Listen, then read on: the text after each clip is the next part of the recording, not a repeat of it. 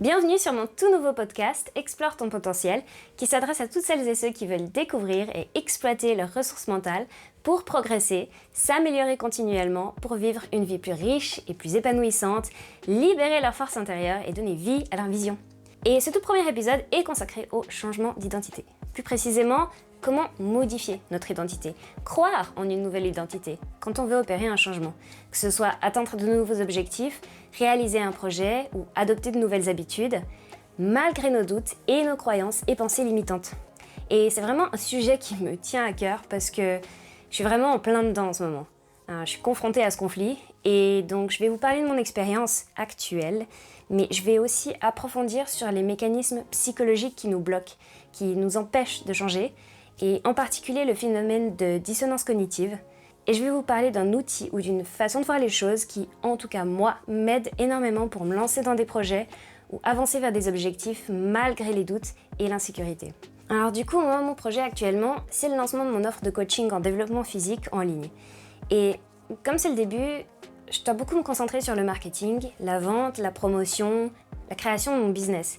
Et j'ai beaucoup de croyances limitantes à ce sujet, elles sont vraiment colossales parce que je viens pas d'un milieu entrepreneurial. C'était une option, une possibilité qui n'était jamais effleurée à la maison. J'ai grandi avec ma mère uniquement, pour qui l'entrepreneuriat, c'est quelque chose d'extrêmement peu sûr et d'indésirable. Pendant très longtemps, j'ai eu aucun modèle dans mon entourage, même dans mes amis, de personnes qui ont lancé leur propre business ou qui sortaient du modèle traditionnel du salariat. Et pour moi, du coup, l'entrepreneuriat, c'était réservé à une élite, ou plutôt à un certain type de personnes, à un certain type de personnalité, que c'était inscrit dans les gènes, qu'il fallait avoir fait des études spécifiques dans le commerce, en économie, dans la finance peut-être, pour pouvoir s'en sortir et même rien que pouvoir y penser. J'ai aussi grandi avec beaucoup de pensées limitantes autour de l'argent. De nouveau, probablement beaucoup imprimé par ma mère, qui associe assez facilement la réussite commerciale ou entrepreneuriale, les grosses sommes d'argent, à quelque chose de mauvais, comme si les personnes qui gagnaient beaucoup d'argent, inévitablement, devaient tromper, manipuler pour en arriver où elles en sont. Et donc, moi, pendant longtemps, j'ai gardé ces croyances et j'ai jamais même osé penser que c'était possible pour moi. J'ai aussi des croyances limitantes autour de la notion d'effort ou de quantité de travail requise pour réussir. Parce que on voit tous ces exemples de réussite à la Jeff Bezos, Elon Musk, qui ont une éthique de travail ridiculement rigoureuse, qui vivent pour leur travail. Et même si je cherche des exemples un peu moins, à moindre échelle, dans les coachs en ligne, on trouve toujours le même refrain. Pour percer, pour réussir, pour atteindre un niveau hors du commun, il faut travailler 7 jours sur 7, être hyper concentré sur son business, être hyper productif, rapide, etc. Et moi, j'ai toujours l'impression de ne pas en faire assez. Mais surtout, fondamentalement, du coup, de ne pas avoir les capacités, l'endurance, la force pour tenir un tel rythme. Et même si je travaille sur ces croyances, et je peux les rationaliser, et en théorie voir qu'elles sont erronées, que c'est faux, que c'est pas la réalité, que c'est des biais, des illusions, comme elles sont sûrement ancrées dans quelque chose de plus profond, dans des traumatismes du passé peut-être, je peux pas les éliminer d'un seul coup. Elles ressurgissent sans cesse. Et donc, même maintenant, je crois pas fondamentalement que je vais y arriver, que c'est possible, que j'en suis capable. J'ai encore ces barrières. Et certains jours, dans les bons jours, on va dire, oui, je suis dans un meilleur état d'esprit et il y a certains facteurs externes, des petites réussites qui m'encouragent. Et dans ce cas-là, alors oui, j'y crois vraiment. Mais fondamentalement, mes croyances, elles n'ont pas encore totalement changé. J'ai encore énormément de jours où je me lève, je doute et je doute énormément. Et c'est ce qui m'est arrivé il y a quelques jours. Je me suis réveillée fatiguée, épuisée mentalement, sans motivation, sans envie. Ça faisait plusieurs nuits que j'avais du mal à dormir, que je faisais des insomnies, et mon armure mentale, elle était affaiblie par la fatigue, et elle a laissé place à toute une armée de doutes et d'insécurité de m'assaillir. Je suis pas assez forte, c'est trop pour moi, je suis pas faite pour ça, j'ai pas les épaules pour assumer cette charge, je suis pas capable de faire les efforts requis, c'est pas ma place, je suis pas à la hauteur. Donc je vous dis ça pour vous montrer que si vous doutez de vos capacités à atteindre un objectif, d'opérer un changement, d'exécuter un projet, vous n'êtes pas seul, déjà je vis la même chose, j'ai les mêmes pensées et je suis en proie aux mêmes doutes. Et il y a plein de gens qui ont les mêmes insécurités. Et ces croyances, ces pensées, fondamentalement, c'est l'obstacle principal à tout changement durable. Nos pensées, nos croyances, nos idées, surtout celles qui sont logées dans notre subconscient, Notre cerveau, il aime la cohérence, la congruence, et il va toujours faire en sorte d'aligner nos comportements et nos croyances. Et lorsque nos comportements et nos croyances entrent en contradiction, il y a un phénomène qui se produit qu'on appelle en psychologie la dissonance cognitive. Un exemple de dissonance cognitive, ça pourrait être que, d'un côté, je me perçois comme quelqu'un, par exemple, d'économe, de parcimonieux, de raisonnable avec mes dépenses, mais de l'autre, je fais régulièrement des achats impulsifs pour des objets ou des expériences dont j'ai pas fondamentalement besoin. Et là, il y a une tension, un inconfort qui se crée parce que votre perception de vous-même, votre image de vous-même, elle ne correspond pas à vos actions habituelles. Et automatiquement, le cerveau il va essayer de résoudre cette tension. Et pour ça, il a deux choix. Soit il va vous pousser à ajuster vos croyances pour qu'elles correspondent à la réalité de vos actions, soit il va vous inciter à modifier votre comportement pour qu'il soit aligné sur vos croyances. Et bien sûr, il va choisir la solution la plus facile, celle qui demande le moins d'efforts. Et dans 99% des cas, surtout quand on parle d'habitudes bien ancrées, le plus simple, c'est d'ajuster nos croyances. Autrement dit, constatant qu'on n'arrive pas à faire des économies par exemple, soit on va rationaliser notre comportement et essayer de trouver des raisons valables qui justifient nos achats. Et ça, c'est la voie de l'aveuglement. On essaie de se tromper soi-même pour garder cette cohérence interne sans changer notre perception de nous-mêmes, parce que ça, ce serait trop douloureux. Ou alors on va changer notre perception de nous-mêmes en acceptant le fait qu'en réalité, on n'est pas quelqu'un d'économe, mais qu'au contraire, on est fondamentalement quelqu'un de dépensier, de pas raisonnable avec notre argent. Et dans les deux cas, les justifications ou les croyances qu'on adopte entretiennent notre comportement et on ne change pas. Mais dans le deuxième cas au moins, lorsqu'on change nos croyances, lorsqu'on constate vraiment ce qui est, lorsqu'on voit nos problèmes, au moins on s'en rend compte, on se rend compte du problème. On n'y fait pas face, on ne le change pas, mais au moins on le perçoit. On n'est plus dans le déni, et ça c'est déjà un premier pas. Mais le problème réside justement dans le passage entre la prise de conscience d'un problème et le changement. Un problème par exemple, ça pourrait être que vous êtes en surpoids et que vous vous sentez mal dans votre corps. Donc vous décidez que vous allez perdre 10 kilos et que vous allez être en meilleure forme physique. Mais bien sûr, vous mangez des snacks toute la journée, des pizzas tous les soirs, vous restez sur votre canapé et vous avez du mal à vous motiver pour aller au sport.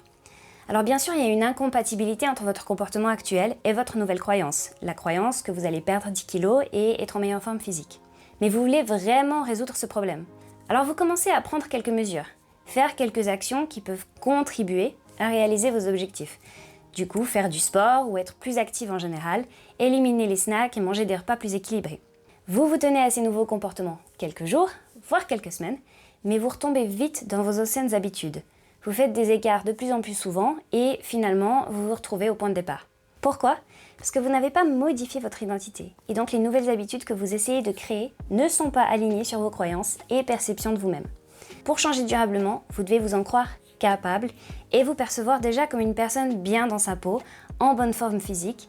C'est-à-dire que vous devez déjà adopter l'identité de la personne que vous voulez devenir pour rétablir la cohérence. Mais quand vous venez de commencer, vous ne voyez pas encore de résultats. Et il faut généralement beaucoup de patience avant de commencer à avoir des changements physiques, notamment quand on se met justement au sport et à opérer une transformation physique. En plus, si vous avez déjà tenté de faire des régimes par le passé, de perdre du poids ou de vous mettre au sport, mais que ça n'a jamais marché et que les résultats n'ont jamais tenu dans le temps, ça va encore renforcer cette idée que vous n'êtes pas capable de changer et ça va renforcer l'ancrage dans votre identité passée et actuelle. Alors votre cerveau, pour retrouver la cohérence, va vous pousser vers vos anciennes habitudes qui correspondent mieux à la façon dont vous vous percevez.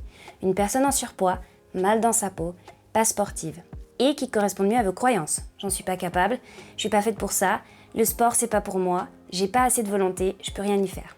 Vous allez peut-être aussi mettre la faute sur vos gènes, l'environnement, votre entourage, etc. pour que ce soit moins douloureux et pour réduire l'inconfort. Et donc à chaque fois que vous allez essayer de changer, il y a ces pensées qui vont venir interférer avec le processus et vous ramener à votre point de départ. Et c'est ça qui se passe quand on parle d'auto-sabotage. La clé du changement, c'est donc d'abord de réussir à modifier notre identité, c'est-à-dire à se percevoir déjà comme la personne qu'on veut devenir. Mais quand on commence un processus de changement quelconque, quand on se lance dans un nouveau projet ou qu'on veut modifier des habitudes qu'on juge contre-productives, c'est naturel et fréquent d'avoir des doutes, des peurs, des insécurités, un manque de confiance. Tout simplement parce que nos actions passées nous prouvent le contraire et notre cerveau n'arrive pas à rendre compatibles ces deux univers. Et c'est pas réaliste de croire qu'on peut toujours empêcher le doute, les anciennes croyances contre-productives, nos barrières limitantes, nos insécurités de lancer une nouvelle attaque. Elles peuvent pas être supprimées du jour au lendemain. Et elles sont souvent le produit de l'éducation qu'on a reçue, de l'environnement dans lequel on a grandi et des traumatismes qu'on a vécus.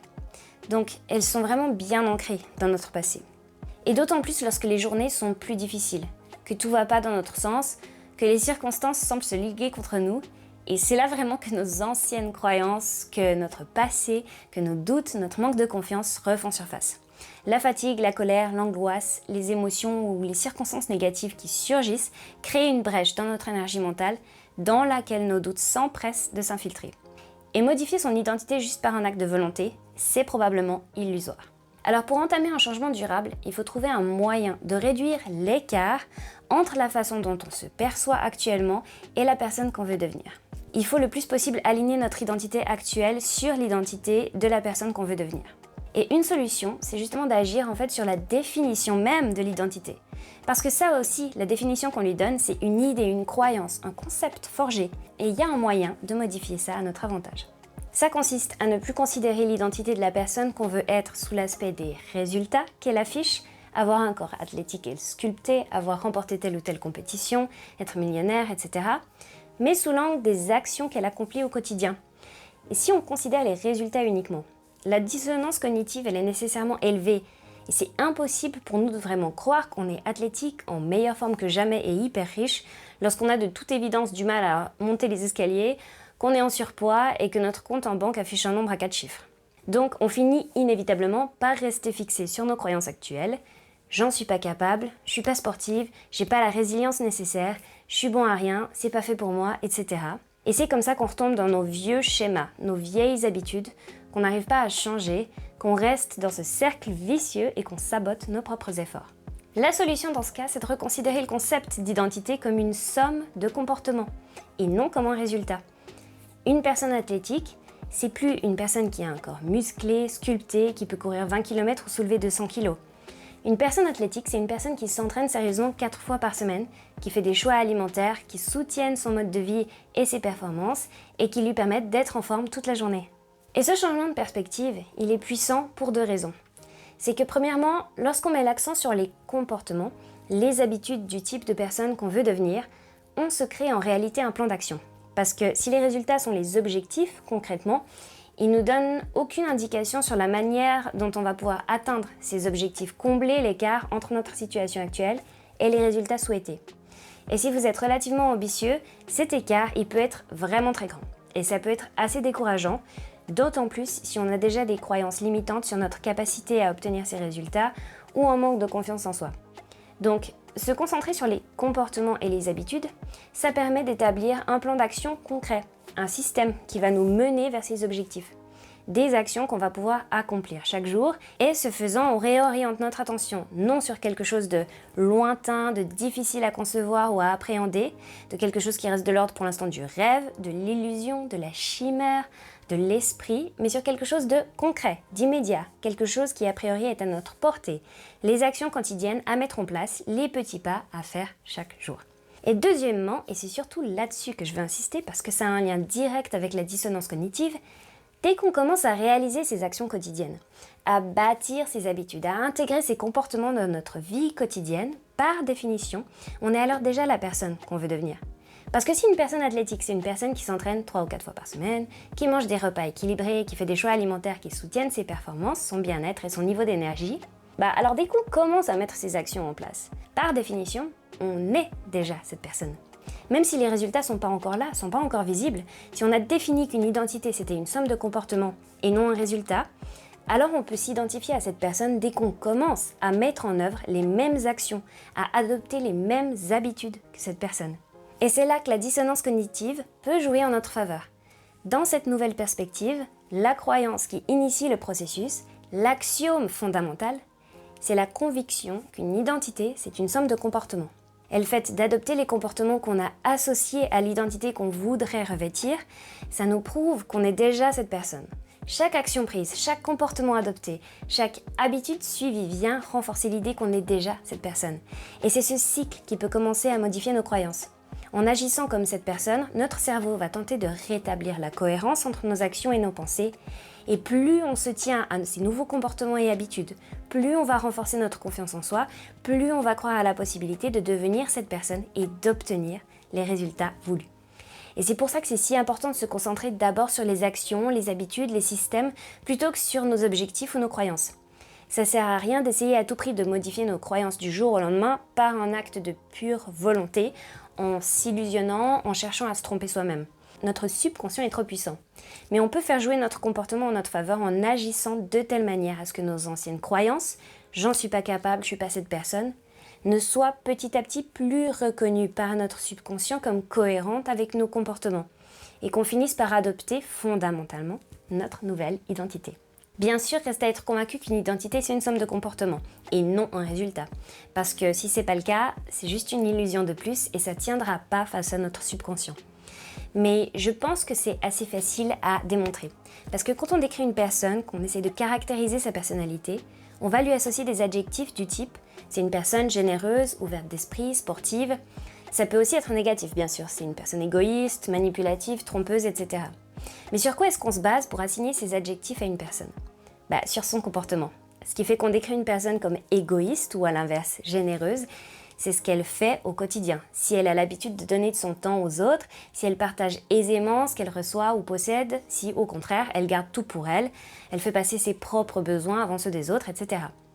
C'est pas un résultat qui la définit, c'est un ensemble de comportements. Même lorsqu'on définit quelqu'un par son activité professionnelle, son métier, on fait allusion à des comportements, à ce qu'elle fait au quotidien pour gagner sa vie. Ce qui fait qu'on est enseignant, c'est pas le nombre d'élèves qu'on a eu ou le nombre d'élèves qui ont obtenu leur diplôme. C'est le fait d'enseigner quelque chose chaque jour à des gens, d'accomplir quotidiennement les tâches qu'on imagine être celles d'un enseignant, etc. C'est pareil pour une entrepreneuse. Ce qui fait une entrepreneuse, c'est pas le résultat. Parce que les résultats, de nouveau, peuvent varier grandement. Il y a des entrepreneurs qui gagnent 2 000 francs par mois, d'autres 10 000 francs par mois, d'autres 100 000. Il y en a qui ont des dizaines d'employés, il y en a qui en ont aucun. Il y en a qui vendent des services en ligne, d'autres des produits sur des marchés, etc. Donc ce qui fait une entrepreneuse, c'est le fait qu'elle crée une offre ou une solution à un problème, un produit, un service, qu'elle en parle autour d'elle, faire de la promotion et qu'elle essaye de le vendre, de mettre un prix dessus. Donc pour revenir à un point de vue pratique, à chaque fois qu'on doute de notre nouvelle identité, qu'on n'y croit plus, qu'on se lève le matin démotivé, abattu, qu'on a perdu la maigre confiance qu'on avait bâtie les jours précédents, que ça nous semble impossible, la première chose qu'il faut faire, c'est se rappeler cet axiome. Notre identité, c'est la somme de nos comportements et de nos habitudes présents.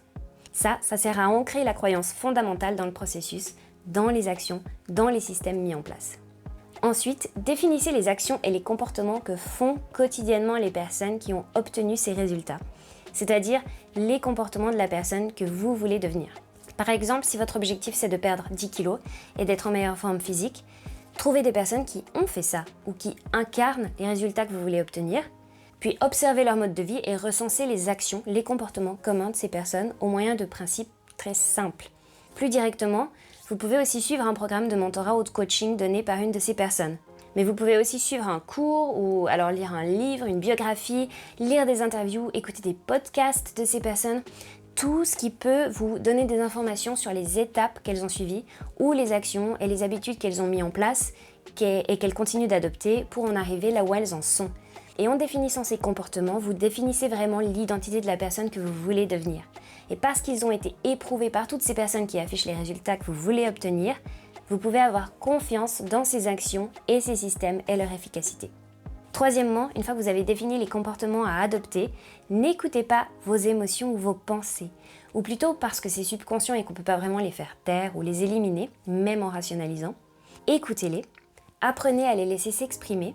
Ne les combattez pas parce que ça va vous faire perdre de l'énergie pour rien, mais vous pouvez simplement dire « D'accord, je t'entends, merci pour l'info ou le message que tu veux me faire passer, mais je vais continuer sur ma lancée. J'ai des choses à faire, j'ai des actions, des comportements, des habitudes définies, un plan que je dois mener à bien, coûte que coûte. Même si aujourd'hui je doute, même si aujourd'hui j'y crois pas vraiment, je choisis de donner la priorité, la précédence aux actions sur les émotions et les ressentis, peu importe les circonstances. Placez votre confiance dans le système, dans les actions, et pas dans vos émotions, vos pensées ou vos croyances. Si vous arrivez à ancrer vos nouvelles habitudes et vos comportements, à les stabiliser, à rester régulier, alors votre esprit, selon le principe de la dissonance cognitive, n'aura plus d'autre choix que de modifier vos pensées et vos croyances et de vous percevoir comme la personne que vous voulez être. Et certes, ça prend du temps. Ça va pas arriver du jour au lendemain, mais si vous vous focalisez sur les actions quotidiennes, les comportements de la personne que vous voulez devenir, le changement va finir par arriver. En ce qui me concerne, depuis que j'ai ce nouveau projet de coaching physique en ligne, je doute énormément, oui. Mais s'il y a une chose dont je suis convaincue, c'est que si j'applique les principes essentiels du marketing, de la vente, etc., si je mets en place les actions rattachées à l'identité d'entrepreneur, jour après jour, avec régularité et persistance, je vais y arriver. Même si je ne crois pas encore en mon identité d'entrepreneuse, j'ai en revanche une foi totale dans le processus, dans les actions. Et cette foi dans mes actions quotidiennes, je l'ai parce que je me suis inscrite à un programme de mentorat et de coaching pour les coachs physiques, très spécifiquement, qui veulent développer leur business en ligne et qui est 100% axé sur le marketing, la vente et les compétences commerciales.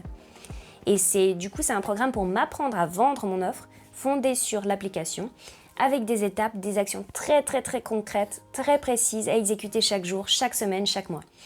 Et parce que ceux qui ont créé ce cours sont des entrepreneurs qui accomplissent ces actions au quotidien, qui ont éprouvé leur méthode et que de nombreux autres entrepreneurs ont réussi en suivant ces actions, je suis convaincue que ces actions sont fondamentalement rattachées à l'identité d'entrepreneur. Et c'est vraiment ce qui me donne la foi, le courage en fait, de poursuivre et de mettre en place toutes ces actions, même quand j'y crois plus, même quand je me sens démotivée ou vraiment mal. Donc, rappelez-vous chaque jour, même à chaque instant, que vous n'êtes qu'à une action de votre nouvelle identité et du changement. Chaque action, c'est un vote en faveur de votre nouvelle identité, une brique de l'édifice de votre nouvelle identité. Et plus vous placez de votes dans l'urne, plus vous empilez de briques, plus vous solidifiez votre nouvelle identité et plus vous confirmez votre changement. Merci d'avoir écouté ce premier épisode de mon podcast. J'espère que ça vous permettra de renforcer votre croyance dans votre capacité à changer et de vous percevoir sous un nouveau jour. N'hésitez pas à me donner votre avis sur le podcast et à vous abonner si ça vous a été utile. Et si vous regardez la vidéo sur YouTube, laissez un commentaire pour me dire quels objectifs vous poursuivez en ce moment ou dans quel projet vous aimeriez vous lancer et comment vous agissez ou comptez agir au quotidien pour modifier votre identité et incarner la personne que vous voulez devenir. Enfin, mettez un like et abonnez-vous à ma chaîne si ce n'est pas déjà fait, ça compte énormément pour moi et ça me motive à produire toujours plus de contenu et à vous offrir toujours plus de valeur. Merci pour le soutien et restez concentrés sur le processus.